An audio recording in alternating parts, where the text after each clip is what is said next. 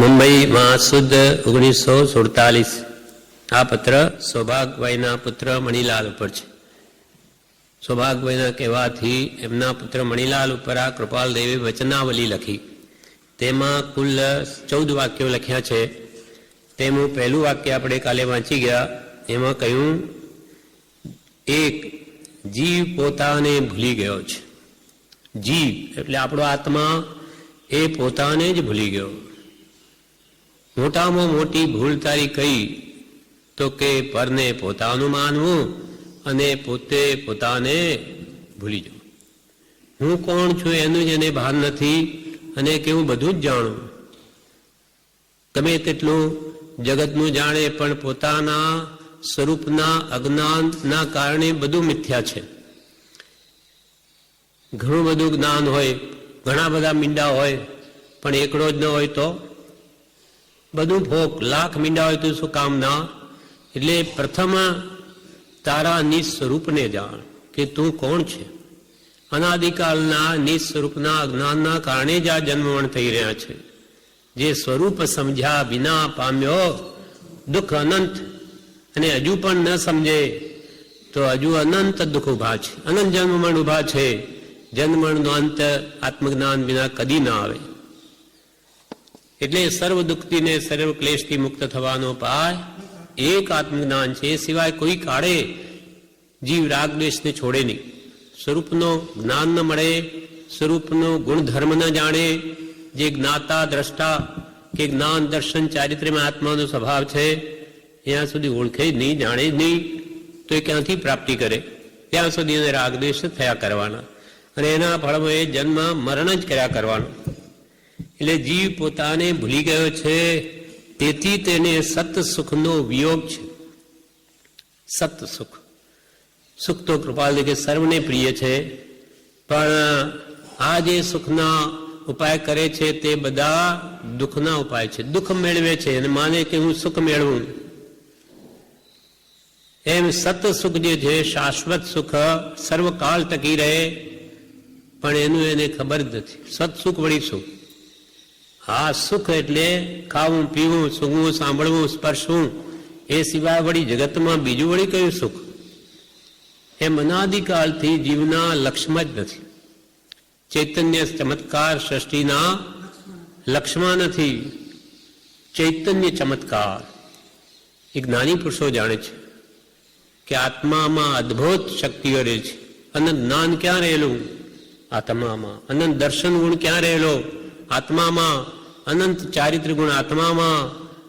જે કંઈ કહો અનંત રિદ્ધિ સિદ્ધિ લબ્ધિઓ બધી આત્મામાં રહેલી છે, કે જળમાં નથી. પણ આ જીવ જળમાં કલ્પે છે. બસ એ જેથી મિથ્યા માન્યતાઓ છે. મિથ્યા તો કહો, અજ્ઞાન કહો, સ્વરૂપનો અભાન કહો, એને દર્શન મોહ કહો, સર્વ પાપનું મૂળ કહો, તે આ જ છે. જીવ પોતાને ભૂલી ગયો છે, તેથી તેને સતસુખનો વિયોગ છે. સતસુખનો વિયોગ અનંતકાળથી છે. અને એકવાર જો એને સંયોગ થઈ ગયો તો એને કદી છોડે નહીં. જગતના સર્વ સુખો એને પછી તુચ્છ થઈ જાય છે. જેમ માટીનો ઘડો ફૂટી જાય, એને કોઈ સંગ્રહે નહીં કે ઠીકડાને શું સંગ્રહ, બહાર ફેંકે. તેમ એને લાગે કે આત્મામાં આવું અનંત સુખ મારામાં જ રહેલું, મને તો ખબર જ નહોતી. બ્રહ્મચારીજીએ લખ્યું છે બોધામૃતમાં કે આ જીવને જ્યારે આત્માનો અનુભવ થાય છે ત્યારે એને થાય છે કે ખરેખર હું કંઈ જ જાણતો નથી, મને કાંઈ જ ખબર નથી. આવું આત્માના સ્વભાવમાં અનંત સુખ રહેલું અનુભવ થયો એકવાર. એટલે કે આવું તમે કોઈ કાળે જોયું જ નહીં, અને હજુ એના કરતો આનંદ ગણું છે. એટલે સમ્યક દર્શન થાય ત્યારે એને થાય કે હું ખરેખર કંઈ જાણતો નથી. હું કંઈ જાણતો નથી એ પ્રથમ વિચાર કરીને જ્ઞાની શરણે જવું તો જરૂર માર્ગની પ્રાપ્તિ થાય. પણ આપણે કહી દઈએ કે હું કંઈ જાણતો નથી, એ કહેવા માત્ર છે. હું બધું જ જાણું છું, શું નથી જાણતો? જ્યારે ખરેખર જ્ઞાનીને અંતરમાં થાય કંઈ નથી જાણતો. આવો આત્માનું સુખ સમુદ્ર જેવું, મને તો એનું બિંદુ જેવો અનુભવ થયો. તો એ કેવું સુખ! એક સુખનું જ્ઞાની પુરુષે સત્સુખનું કેવું વર્ણન કર્યું કે સર્વકાળના, સર્વજીવોના, સર્વ પ્રકારના ઇન્દ્રિય સુખને ત્રણેય કાળના ભેગા કરો. હવે અનંતા જીવો અનંત કાળથી ઇન્દ્રિય સુખ ભોગવે, એ ભૂત ભવિષ્ય વર્તમાન બધું ભેગું કરો ઇન્દ્રિય સુખ સર્વનું. તે કે છે બીજી બાજુ આત્માના એક સમય ના સુખને પણ એ તુલના ન કરી શકે. આત્માનું એક સમયનું સુખ પણ આ ઇન્દ્રિય સુખના સર્વ જીવોના સર્વ પ્રકારના સુખ કરતા વધી જાય. એ જ્ઞાનીઓ અનુભવથી કહે છે. આપણને અનુભવ નથી એટલે કદાચ સંધાનમાં ના આવે, પણ જ્ઞાની જે કંઈ કહે તે સત્ય જ કહે, એ કદી મિથ્યા કહે નહીં. એમને અનુભવી ન હોય તો કોઈ દિવસ નહીં કહે કે આવું સુખ ત્યાં છે. જીવ પોતાને ભૂલી ગયો છે અને તેથી સત સુખનો તેને વિયોગ છે, એમ સર્વ ધર્મ સંમત કહ્યું છે. બધા ધર્મ એમ કહે છે કે ભાઈ આ આત્મા પોતાના સહજ સ્વરૂપને ભૂલી ગયો, હવે સહજ સ્વરૂપને પામે તો અનંત સુખ જામે, એમ બીજા ધર્મ પણ કહે છે. એટલા માટે આ ધર્મની પ્રેરણા થઈ છે. ધર્મ કહે આત્મા સ્વભાવ, આત્માનું શુદ્ધ ચૈતન્ય સ્વરૂપનું સુખમય સ્વભાવ છે, એને સર્વજીવો પામે. એના માટે આ આત્મધર્મની યોજના વિતરાગોએ કરી છે, અનુભવીને કરી છે. હવે બીજું વાક્ય, પોતાને ભૂલી ગયા રૂપ અજ્ઞાન જ્ઞાન મળવાથી નાશ થાય છે, એમ નિશંક માનવું. હું ભલે મારા સ્વરૂપને ભૂલી ગયો, પણ હવે શું કરવું, કેવી રીતે, ક્યાંથી જ્ઞાન મેળવું મારા સ્વરૂપ સંબંધીનું, કે જેથી હું કોણ છું એ ખ્યાલમાં આવે, મને ભાન થાય.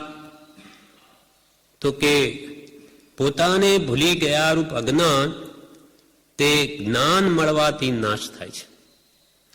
અજ્ઞાન, અજ્ઞાન એટલે જ્ઞાન રહિત પણ નહીં, વિપરીત જ્ઞાનને અજ્ઞાન કહેવાય છે.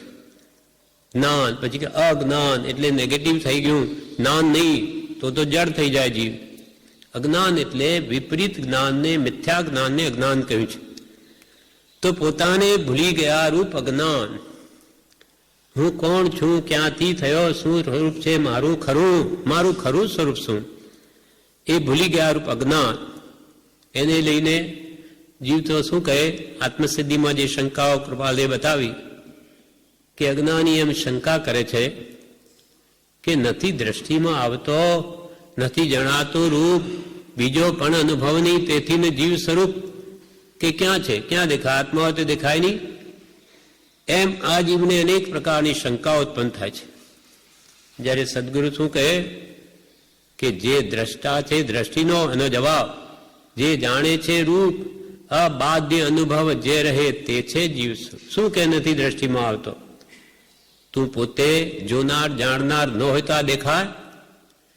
આ બધી દ્રશ્યનો દ્રષ્ટા તો તું છો, જે જાણનાર છે, જેના વગર જગતની કોઈ પણ વસ્તુ દેખાય જ નહીં, જણાય નહીં. એવું જે જ્ઞાતા દ્રષ્ટા એ અસાધારણ ગુણવાળો એવો તું છો, એ જો ન હોય તો તને કંઈ નહીં દેખાય. અબાધ્ય અનુભવ, જેને બાદ ન કરાય. બધો અનુભવ બાદ થાય પણ આ ન કરાય. જોવાનું બંધ કરે, સાંભળવાનું બંધ કરે, બોલવાનું બંધ કરે, બધું ચાલે, પણ અંદરમાં જે વેદન છે, સ્વસંવેદન કે હું છું એ નહીં જાય. અને એ જ જ્ઞાન્યું કે તું છું. અબાધ્ય અનુભવ જે રહે તે છે જીવ સ્વરૂપ, એને બાદ ન કરાય. એ બાદ કરે તો આત્મા નીકળી જાય, મળતું જ રહે. એવો તું પ્રત્યક્ષ છો, તારા વગર કંઈ વિચારે નહીં થાય, દેખાય નહીં, સંગાય બધું જ નહીં થાય. જે બધા ઇન્દ્રિયોને, ભલે પ્રત્યેક ઇન્દ્રિયોને પોતપોતાનું જ્ઞાન છે, પણ બધાનું જ્ઞાન તો આત્માને છે. ઇન્દ્રિય પ્રત્યેકને નીજે નીજે વિષયનું જ્ઞાન, પણ પાંચ ઇન્દ્રિયના વિષયનું પણ આત્માને ભાન. બધું આત્માથી આ ચાલી રહ્યું છે. પાંચ ઇન્દ્રિયો રૂપી ઘોડાઓ તે મન રૂપી આ ભાવમન આત્મા પોતે જ છે. મનને વશ છે પાંચ ઇન્દ્રિયો, તેમ બધા ઇન્દ્રિયોને ચલાવનાર તો આત્મા છે. એમ જીવને પોતાને ભૂલી ગયા રૂપ અજ્ઞાન, એ જ્ઞાન અનાદિની ચાલ્યું કેવી રીતે આવે?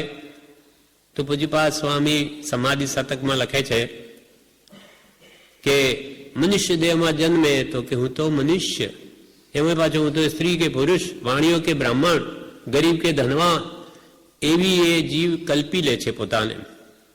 એટલે લખે છે, નર દેહે રહે તો તે આત્માને નર માનતો, તિર્યંચ દેહમાં ઢોર, દેવાંગે સુર જાણતો.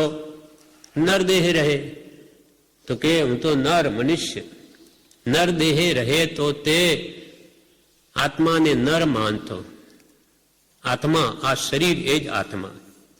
આત્માને નર માનતો, મનુષ્ય માનતો, અને તિર્યક દેહમાં ઢોર. તિર્યક દેહમાં જાય હું તો આ ઢોર છું, જાનવર છું. આત્માને જાનવર બનાવી દે અજ્ઞાન. તિર્યક દેહમાં ઢોર, દેવાંગે સુર જાણતો. દેવલોકમાં જાય ત્યારે હું તો દેવતા છું, મનુષ્ય નહીં, ઢોર નહીં, તો દેવતા. તેમ નારકી નરકે જાણે, અજ્ઞાની તેમ તે નથી. અનંત જ્ઞાન શક્તિમાન, સ્વગમ્ય અચલ સ્થિતિ. નારકી નરકે જાણે, પાપ કરે ત્યારે નરગતિમાં જાય ત્યારે હું તો નારકી, હું તો નરકમાં જ રહેનારો. નારકી નરકે જાણે, નારકી નરકે જાણે.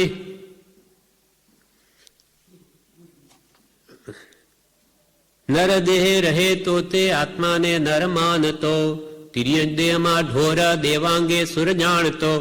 નારકી નરકે જાણે, અજ્ઞાની તેમ તે નથી.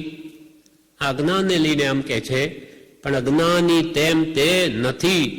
આત્મા નારકી નથી, આત્મા દેવ નથી, આત્મા તિર્યંજ નથી, આત્મા મનુષ્ય નથી. આ તો બધી પર્યાય છે, અવસ્થાઓ છે, કર્મને કારણે મળી છે. પણ અનંત જ્ઞાન શક્તિમાન, આત્મા તો અનંત જ્ઞાન, દર્શન, સુખ અને વીર્યનો સ્વામી છે, ભગવાન છે. આત્મામાં અનંત જ્ઞાન શક્તિ પડેલી છે, આખા વિશ્વને જાણી શકે. અનંત કાળના દરેક ગુણ પર્યાયના બધા જ બધું જ જાણી શકે એક સમયમાં, એવી અનંત શક્તિ આત્મામાં પડેલી છે.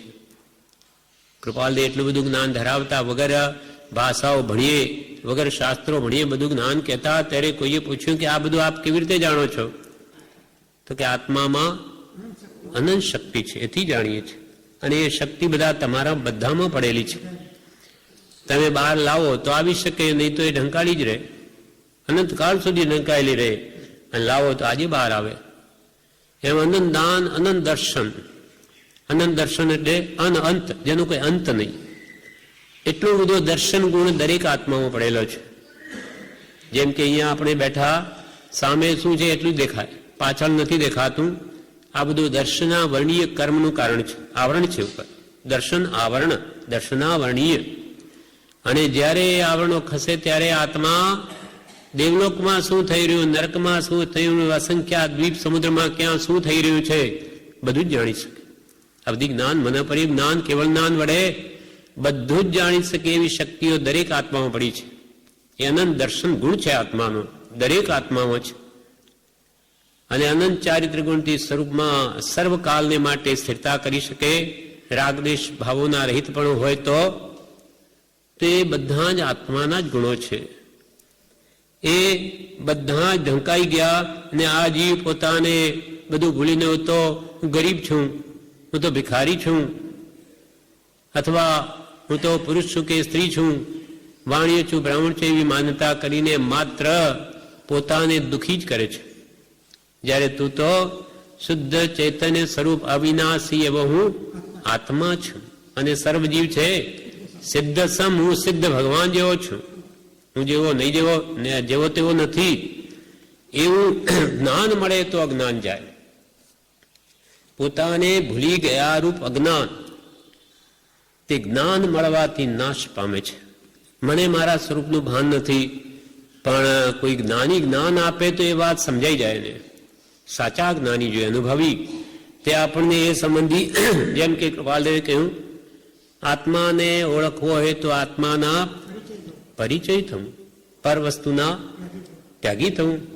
તમારે આત્મા સંબંધી જ્ઞાન મેળવવું હોય તો એનો પરિચય મેળવો કે આત્મા શું છે, એ કેવી રીતે રહેલો છે, દેહથી ભિન્ન છે કે દેહ તે જ આત્મા છે, એના ગુણધર્મ શું છે, એ ક્યાંથી આવ્યો, ક્યાં જવાનો, ક્યાં રહે છે, એ સંબંધી પરિચય કરો. તો તમને કેમ ન જણાય? બધું જ જગતનું જણાય તો આ કેમ ન જણાય?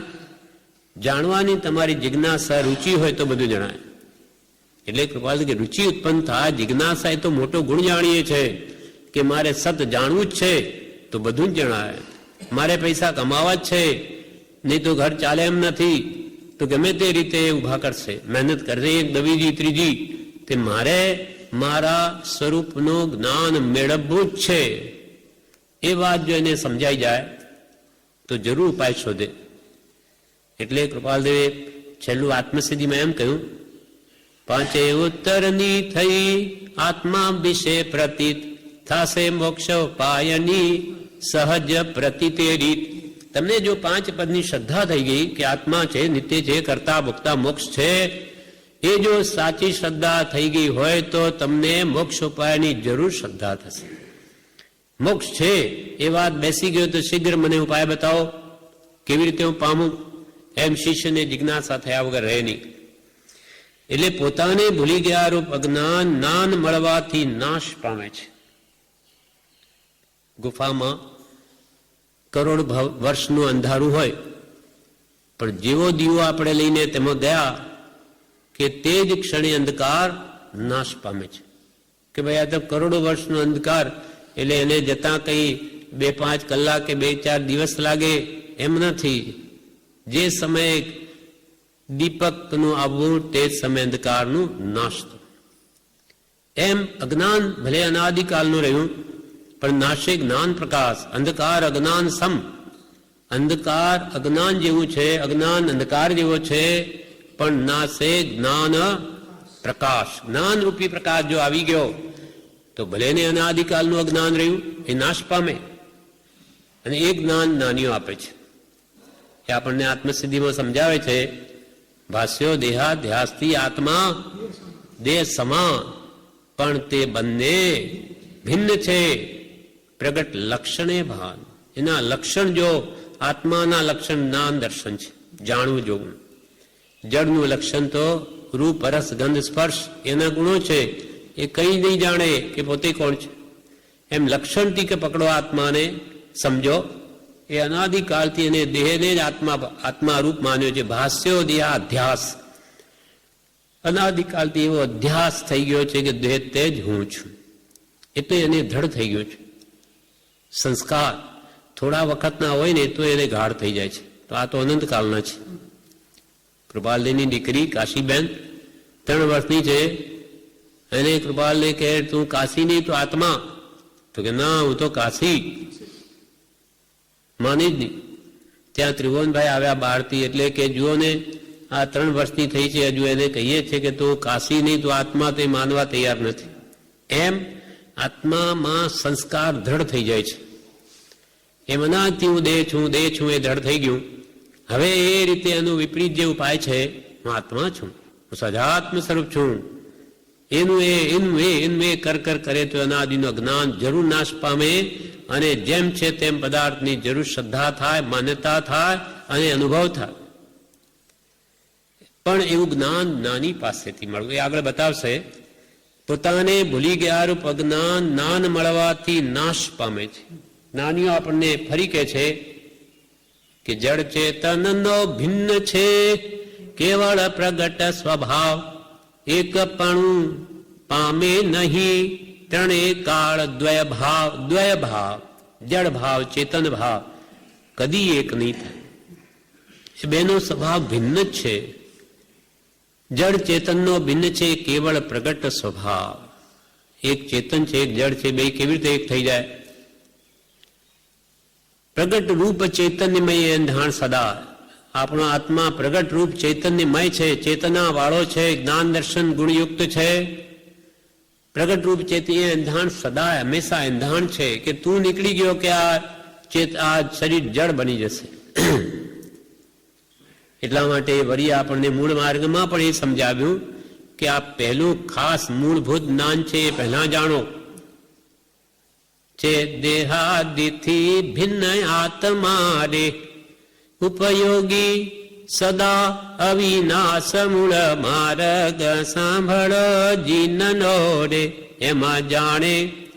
એમાં જાણે સદગુરુ ઉપદેશથી રે, કયું જ્ઞાન તેનું નામ ખાસ મૂળ માર્ગ સાંભળો જીનનો રે. મૂળ માર્ગ ભગવાન મહાવીરનો મૂળ માર્ગ. ભગવાન અનંતા તીર્થંકરો પૂર્વે થઈ ગયા. જે માર્ગ પ્રકાશ્યો એ જ ભગવાન ઋષભદેવે પણ એ જ કહ્યું, અંતિમ તીર્થંકર મહાવીર ભગવાન પણ એ જ કહે. અને ભવિષ્યમાં પદ્મનાભ જે સૈનિકનો જીવ પ્રથમ તીર્થંકર થશે એ જ પણ એ જ કહેવાના છે. એક હોય ત્રણ કાળમાં પરમાર્થનો પંથ એક જ હોય. તેમ છે દેહાતી ભિન્ન આત્મા, ઉપયોગી જ્ઞાન ઉપયોગ દર્શન ઉપયોગ વાળો સદા વિનાશ, કોઈ કાળે જેનો નાશ નથી, પણ આપણને ખબર નથી. એટલે કે છે કે એમ રાખો એમ જાણે સદગુરુ ઉપદેશથી. જ્ઞાની પુરુષે આ વાત કરી છે, મને ખબર નથી, હું તો શ્રદ્ધાથી માન્ય કરું છું. કયું જ્ઞાન તેનું નામ ખાસ. આપણા માતા પિતા હોય એ કહે કે અમે તમારા માતા પિતા છે તારા, તો શ્રદ્ધાથી જ માન્ય કરવું પડે. બીજો આવીને કહે કે આ ખોટી વાત છે, તારા મા બાપ નથી, તેને તો એક ઝાડ નીચે મૂકી દીધેલો કોઈએ, એટલે એ ઉપાડી લાવે છે, એમ છે. પણ ના ના, એ જ મારા માતા પિતા છે. એમ જે એને શ્રદ્ધાન રહે છે, ખબર એને નથી, તેમ નાની કહે તે શ્રદ્ધાથી પેલા માન્ય કરવું જોઈએ. સૌ વ્યવહાર વિશ્વાસે ચાલે, પણ પરમાર્થે પહેલો જી. બહુ બળવાળી શ્રદ્ધા જેની, તે પુરુષાર્થે ઘેલોજી. બધા જગતના વ્યવહાર વિશ્વાસથી ચાલે. કોઈને 5-50 હજાર રૂપિયા આપે, મને પાછા આપશે, એમ બજારમાં એકબીજાની લેમેલ થતી હોય, પણ વિશ્વાસ છે. તેમ બધા વ્યવહાર વિશ્વાસે ચાલે, પણ પરમાર્થે તો પહેલો જી. એમાં તો પહેલું શ્રદ્ધા વિશ્વાસ જોઈએ. નહીં તો આત્મા આરૂપી વસ્તુ જે દેખાય નહીં, અને સત્પુરુષ કે એ વાત માન્ય નહીં થાય તો આગળ કંઈક ચાલે નહીં ગાડી. પહેલા તો આત્મા છું, તું આત્મા છે એ વાત માન્ય થાય તો બીજી વાત છે. પ્રથમ પદ આત્મા છે એમ જ્ઞાની દ્વારા આપણને જ્ઞાન મળે તો ભલે ને અજ્ઞાન અંધકાર અનાદિકાળનું છે, જરૂર નાશ પામે. સમ્યક દર્શન અદ્ભુત વસ્તુ કેમ કહી કે એક સમય માત્રમાં જે જાત્યાંતર કરીને નિવૃત્તિ રૂપ કર્યું તે કલ્યાણ મૂર્તિ સમ્યક દર્શનને નમસ્કાર. ભલે ને અનાદિકાળનું અજ્ઞાન રહ્યું એવી સાચી સમજ નાની કરાવે, બધો જ ભૂસાઈ જઈ અને જેમ છે તેમ પદાર્થનું શ્રદ્ધાન થઈ જાય. ત્યાં એકડો મંડાઈ ગયો, પછી બધા મીંડા કામ લાગશે. પણ પહેલા હું દેહથી ભિન્ન જ્ઞાનીએ જાણ્યો જોયો અનુભવ્યો આત્મા છું, એ પહેલા દ્રઢ હોવું જોઈએ. પોતાને ભૂલી ગયા રૂપ અજ્ઞાન જ્ઞાન મળવાથી નાશ થાય છે એમ નિશંક માનવું. કૃપાલ કે એમાં કોઈ કાળે શંકા ન રાખવી કે ભાઈ આવી રીતે નાની જ્ઞાન આપશે ત્યારે આપણું અજ્ઞાન જશે કે નહીં, તો કે અવશ્ય જશે. કેમ કે અનુભવીને કહે છે, પોતે પોતાનું અજ્ઞાન ગયું છે માટે કહે છે. એવી રીતે 571 પાન ઉપર પત્રાંક 753 કૃપાલદેવ કહે છે, સિદ્ધ પ્રાભૃતમાં એમ કહ્યું છે કે જારિસ સિદ્ધ સહાવો તારિસ સહાવો સબ્બ જીવાણમ તમહા સિદ્ધંત રૂઈ કાયવા ભવજીબેહિમ. જારિસ સિદ્ધ સહાવો, સિદ્ધ સહાવો એટલે સ્વભાવો. સિદ્ધ ભગવાનનો જેવો સ્વભાવ છે, શુદ્ધ સ્વભાવ છે. તારિસ સહાવો સબ્બ જીવાણમ, સર્વ જીવોનો પણ એ સ્વભાવ છે. આનો ભાવ કૃપાલ દેવે આત્મસિદ્ધિમાં સર્વ જીવ છે સિદ્ધ સમ. બધા જીવો સિદ્ધ એવા છે, પણ જે સમજે તે થાય. એ સિદ્ધ ભગવાનના સ્વરૂપને જે સમજે તે સિદ્ધત્વને પામે, અથવા પોતાનું સિદ્ધપણું પ્રગટ થાય, નહીં તો નહીં થાય. જે સમજે તે થાય. પણ સમજવું કેવી રીતે? સદગુરુ પાસેથી સમજવું. કુગુરુ તો પોતે જ્ઞાન પામ્યો તે શું સમજાવે? સદગુરુ આજ્ઞા જીન દશા નિમિત્ત કારણમાં સિદ્ધ સ્વભાવ પ્રગટ કરવામાં સદગુરુ કેમ કરવું? સત એટલે આત્મા જેને પ્રગટ છે તે સદગુરુ, આત્મા જેને પ્રાપ્ત છે તે સદગુરુ. સદગુરુ આજ્ઞા અને જીન દશા, વિતરાગ ભગવંતોએ જે સંપૂર્ણ શુદ્ધ દશા પ્રાપ્ત કરી તેનો લક્ષ્ય. ભગવાન તીર્થંકરોએ કેવલનાનીઓએ જે શુદ્ધ સ્વરૂપ સંપૂર્ણપણે પ્રાપ્ત કર્યું એ આપણો ધ્યેય છે. જીન દશા એ ધ્યેય છે, પણ એ ધ્યેય પ્રાપ્ત કરવા માટે સદગુરુ આજ્ઞાએ વર્તવું. ભગવાન કહેવા નહીં આવે અહીંયા કે તમે આમ કરો, એ તો મોક્ષમાં વિરાજમાન થયા, પણ હવે સદગુરુ કહે તેમ કરો તો તમે પણ તમારા શુદ્ધ સ્વરૂપને અથવા સિદ્ધ સ્વરૂપને પામી શકશો. જારી સહાવો જારી સે સિદ્ધ સહાવો તારી સહાવો સર્વ જીવાણા. સિદ્ધ ભગવાનનો જેવો સહાવો એટલે સ્વભાવ છે તેવો સ્વભાવ સર્વ જીવોનો છે. તમહા સિદ્ધંત રૂઈ કાયવા ભવજીવેહિમ. તે માટે ભવ્ય જીવોએ સિદ્ધત્વને વિશે રુચિ કરવી, એમ કૃપાલદેવે અર્થ કર્યો. તે માટે ભવ્ય જીવોએ સિદ્ધત્વને વિશે રુચિ કરવી કે આ તમારું મૂળ ઘર છે. સિદ્ધપણું એ તમારો મૂળ સ્વભાવ છે. એકવાર તમે પામી જાઓ પછી તમારે કોઈ ફિકર નથી, કોઈ કાળ માટે, સર્વકાળને માટે. પછી કોઈ રોગ નથી, શોક નથી, દુઃખ નથી, જન્મ જરા મરણ નથી, કે આધિ વ્યાધિ ઉપાધિ નથી, અને પછી કોઈ ભક્તિ કરવાની નથી, કે કોઈ તપ કરવાના નથી, કે શાસ્ત્ર વાંચવાના નથી, કાંઈ જ કરવાનું, કે સ્મરણ ભક્તિ કાંઈ કરવાની જરૂર નથી. ક્યારે પોતાનો શુદ્ધ સહજ સ્વભાવ જે સિદ્ધ જેવો છે એ પ્રગટ થયા પછી. પ્રગટ કરવા માટે બધું કરવું પડશે. બધા રાગદ્વેષ અનાજના જતાંથી કાઢવા પડશે. કશાય ભાવો જીવને ગમે છે પણ એ મૂકવા પડશે. 5 વિષયોમાં બહુ રુચિ છે, એ બધી આસક્તિ તોડવી પડશે, તો જ સિદ્ધ સ્વભાવ પ્રગટ થશે. અને એકવાર પ્રગટ થઈ ગયો પછી તમારે કે નિરાંત છે સર્વકાલને માટે સર્વધર્મમાં મુક્તિને શ્રેષ્ઠ કહી છે. મુક્ત થઈ ગયા એકવાર અષ્ટકર્મથી કે પછી તમારે કોઈ ફિકર નથી. એટલે આ પ્રયત્ન આપણો કેવો છે, આ ભવનું દુઃખ ભેળવા માટેનો નથી, સર્વકાળના સર્વ દુઃખ નાશ પામે એવો ઉપાય આ ભયંકર કલિયુગમાં પરમ કૃપાલદેવે આપણને બતાવ્યો. અનંતી દયા કરી છે. આવા કાળમાં આવા પુરુષ હોય નહીં કે જે આપણને ભગવાન મહાવીરના અંતિમ શિષ્ય એમનો ઉપદેશ આપણને આપણી ભાષામાં સંભળાવે. એ આપણા અહોભાગ્ય છે.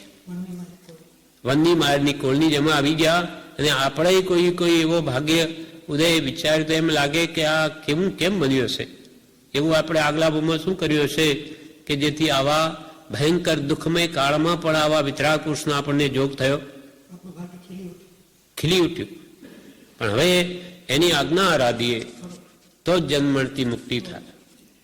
એટલે કૃપાલદેવ આ જ ભાવમાં આપણને સમજાવે છે બધું કર્મપૂર્વક કે પોતાને ભૂલી ગયા. પહેલું તો છે જીવ પોતાને ભૂલી ગયો છે. એ તો બધાને ભૂલી ગયા હોય તો આજે અહીંયા હોઈએ નહીં.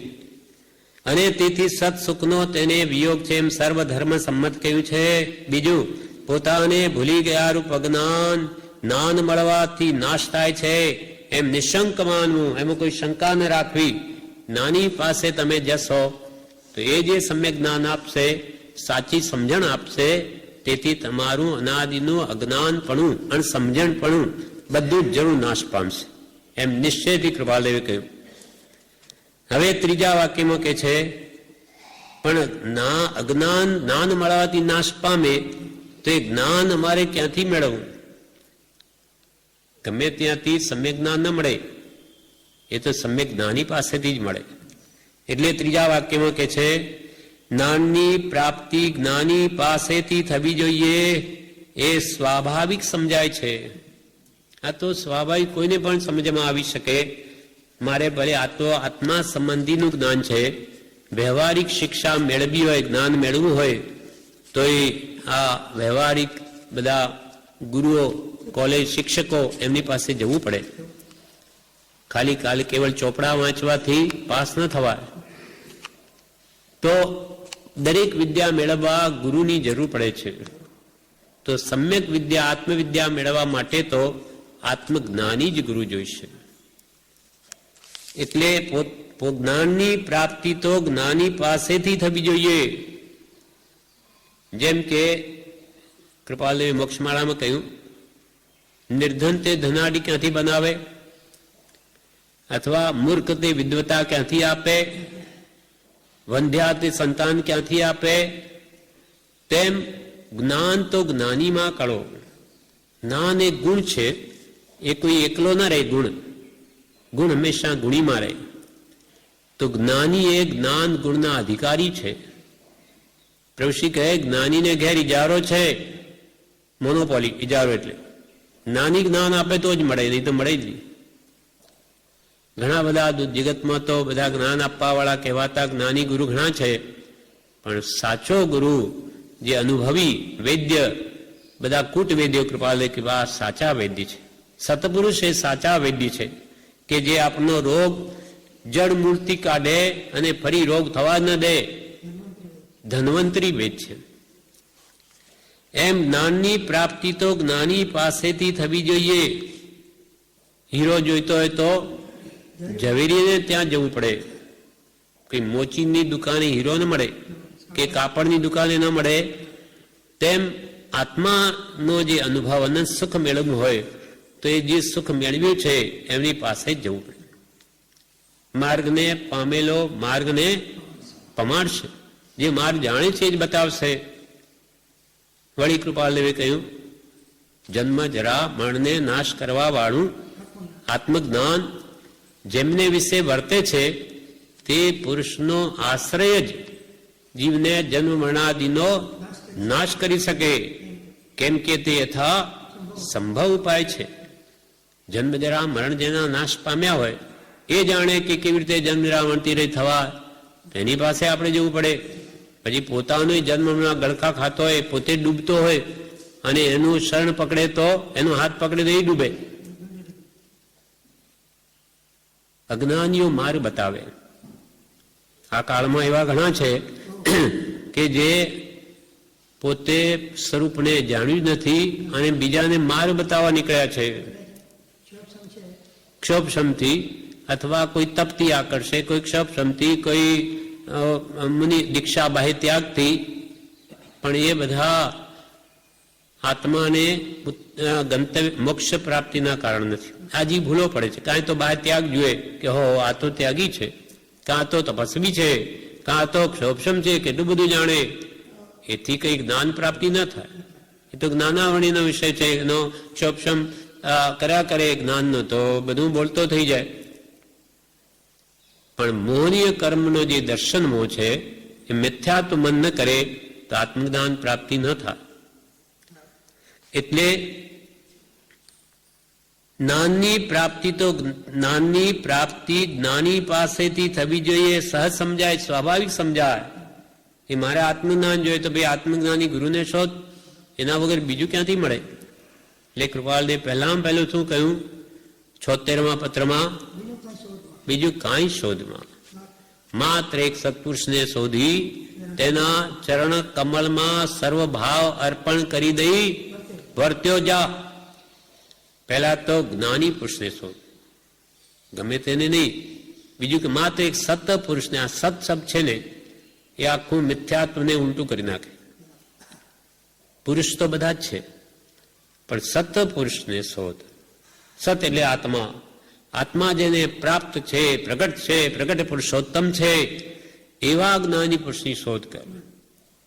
હવે આપણી તો શક્તિ નથી. એ કોણ જ્ઞાની છે? આપણે તો ત્યાગી કે ક્ષોભશમીને જ્ઞાની માની બેસીએ. એમ જ જેતું અનાદિકાલથી આપણે એમ જ કર્યું છે. એટલે પ્રભુ શ્રી વારંવાર કહે છે કે તારા ભાર નથી કે તું જ્ઞાનીને ઓળખી શકે. અમે આ સાચો હીરો ઓળખીને સાચો હીરો આપ્યો છે એને વળગી પડ, એમાં કિંચિત ભૂલ નથી.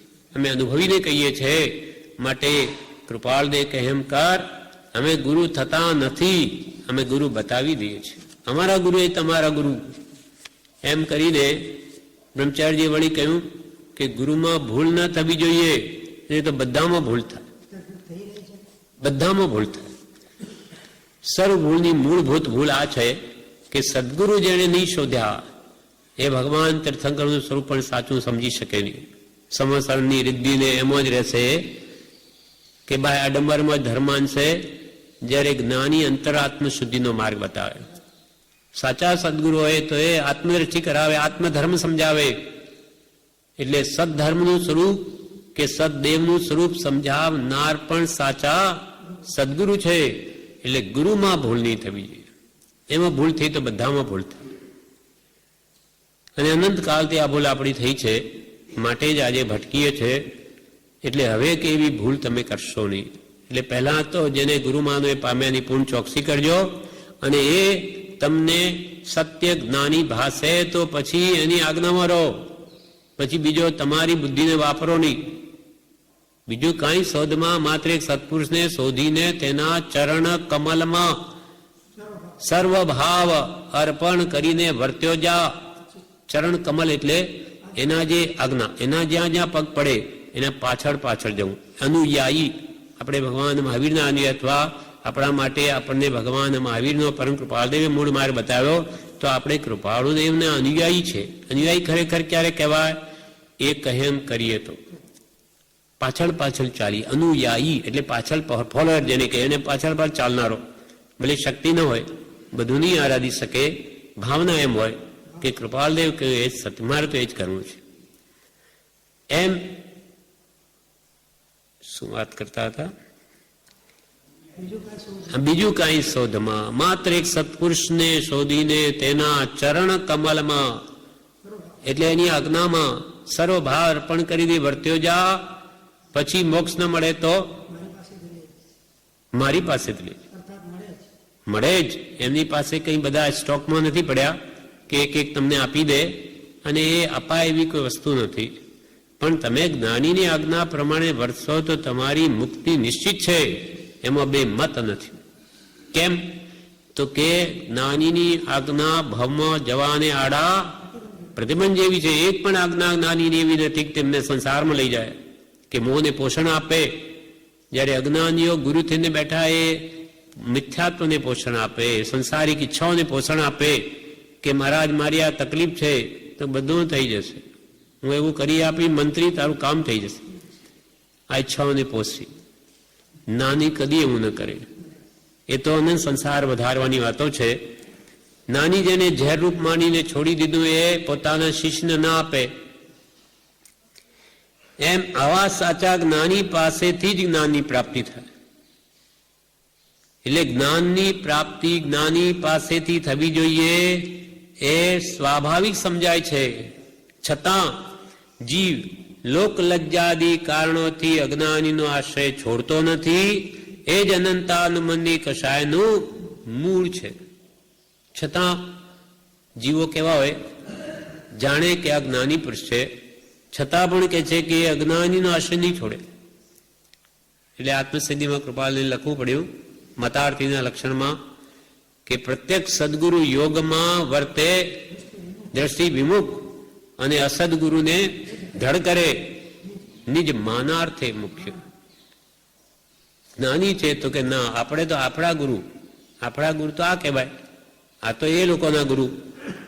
તો કે આપણા કૃપાલ કે આપણા ગુરુ એટલે શાસ્ત્રોના નામ ન જાણતા હોય તો કઈ નહીં, આપણા છે, આપણે બીજામાં ન જવાય. એમ જાણે કે જ્ઞાની હોય તો અજ્ઞાનીનો આશ્રય નહીં છોડે. લોક લજ્જાદી કારણો છે. લોકો શું કહેશે કે આ તો કેવો કે પોતાનો ધર્મ છોડીને બીજામાં જતો રહ્યો, વૈષ્ણવ ધર્મ છોડીને જૈન ધર્મ માનતો થઈ ગયો, પોતાનો ધર્મ મૂકી દીધો. જ્યારે કે આપણા ધર્મો તો કેવું કહ્યું છે કે સ્વધર્મે મરણમ શ્રેય પરધર્મો ભયાવહ. સ્વધર્મ મરી જવું પણ પરધર્મ ન જવું. આમાં કહેવાનો આશય જ્ઞાનીઓનો તો કેવો મહાન છે. સ્વધર્મ એટલે આત્મધર્મ સાધ્ય કરવામાં મરી જવું, દેહ ત્યાગ કરવો. પણ પરધર્મ વિભાવ, રાગદ્વેષ, કષાય ભાવો એમાં ન જવું. આશય તો આ છે. જ્યારે એના ભક્તોમાં શું સમજાવે? આપણો ધર્મ મૂકીને સ્વધર્મ મૂકીને પરધર્મ ચાલ્યા ગયા, એના કરતા મરી જવું સારું છે. એમ કુગુરુઓ એવું એને ગાલી દે કે બિચારા જીવો તો અજ્ઞાની કે સમજે નહીં, હા ધર્મ આપણો છોડાય જ નહીં. એમ લોક લજ્જાદી કારણોથી જીવ જ્ઞાનીનો આશ્રય છોડતો નથી. એવી રીતનો એક અર્ધ શતાબ્દી ગ્રંથમાં એક કૃપાલદેવની વાત છે. કાવીઠામાં કૃપાલદેવ હતા ત્યારે એક વખત ધેણિયાની તલાવડીએ કૃપાલદેવ બેઠા હતા. ત્યારે એક પટેલ ગોપાળભાઈ કરીને ત્યાં આવ્યા. તે એ ગોપાલભાઈએ એમ કહ્યું કે હું આપની કથા સાંભળવા શેઠને મેળે રોજ આવું છું. ઝવેરચંદ શેઠને ત્યાં ઉપર કૃપાલદેવ વ્યાખ્યાન આપતા, હા, ત્યારે ધેણિયાના પેલા તળાવડી ઉપર કૃપાલદેવ બેઠા હતા. તે અનેક જુદી જુદી તળાવડી જતા એટલે ત્યાં બેઠા હતા. અને ત્યારે પટેલ ગોપાલે એમ કહ્યું, ગોપાલભાઈએ કે હું આપની કથા સાંભળવા શેઠને મેળે રોજ આવું છું. ત્યારે કૃપાલદેવે પૂછ્યું, તમારું ઘર ક્યાં છે? તેમણે જવાબ આપ્યો, ઝવેર શેઠના ઘરની સામે છે. એટલે આપ જ્યાં ઉપર રહો છો ને તેની ઘરની સામે જ હું રહું છું, અને આપનું આ વ્યાખ્યાન સાંભળવા રોજ હું ત્યાં આવું છું. તમે, ત્યારે કૃપાલદેવે કહ્યું, તમે શાની ભક્તિ કરો છો? ત્યારે પટેલે કહ્યું, હું ઘણા વર્ષોથી ડાકોર દર પૂનમે જાઉં છું. દર પૂનમે, હું આ પૂનમ તો ભરું જ, દર પૂનમે ડાકોર જાઉં છું. તમે પ્રેમી છો એટલે ગોપાલદાસ, અમારે કઈ બે વાત તમને કહેવી છે. તમે પ્રેમી છો, રોજ આવો છો, તો તમને બે વાત અમારે કહેવી છે. તમારા ગુરુ કોણ છે? ત્યારે ગોપાલદાસે જવાબ આપ્યો, આખા ગામના જે ગુરુ તે અમારા પણ ગુરુ છે. તમારા ગુરુ કોણ? તો કે આખા ગામના જે ગુરુ એ અમારા ગુરુ. આખા ગામના જે ગુરુ છે તે અમારા પણ ગુરુ છે. ત્યારે કૃપાલદેવે કહ્યું કે તમે તેમને જમાડજો, રિવાજ પ્રમાણે દક્ષિણા આપી હોય તો આપજો, પણ તેમનું વચન એકે સાંભળશો નહીં.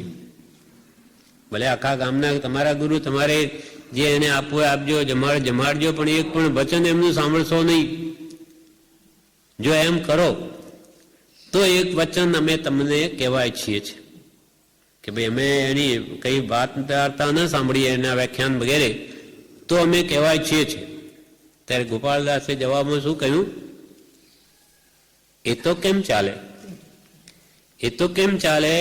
અમોને તો તે મહારાજ આવે એટલે પહેલા બોલાવે અને સભાને મોખરે પોતાની પાસે બેસાડે, એટલે અમારે ત્યાં ગયા વગર ચાલે નહીં.